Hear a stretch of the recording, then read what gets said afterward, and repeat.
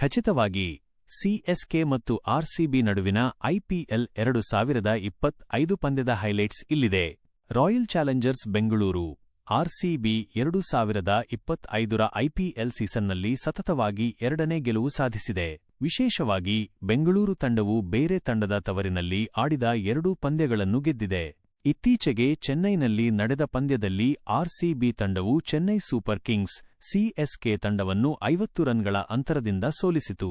ಇದಕ್ಕೂ ಮುಂಚೆ ಕೋಲ್ಕತ್ತಾದಲ್ಲಿ ನಡೆದ ಪಂದ್ಯದಲ್ಲಿ ಕೋಲ್ಕತ್ತಾ ನೈಟ್ ರೈಡರ್ಸ್ ತಂಡವನ್ನು ಅವರ ಸ್ವಂತ ಮೈದಾನದಲ್ಲಿ ಸೋಲಿಸಿತ್ತು.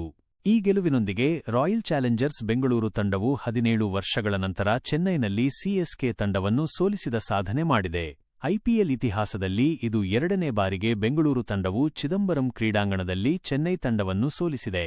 ಈ ಸೀಸನ್ನಲ್ಲಿ ಆರ್ಸಿಬಿ ಸತತವಾಗಿ 2 ಪಂದ್ಯಗಳನ್ನು ಗೆದ್ದರೆ ಸಿಎಸ್ಕೆ ತನ್ನ ಮೊದಲ ಸೋಲನ್ನು ಕಂಡಿದೆ.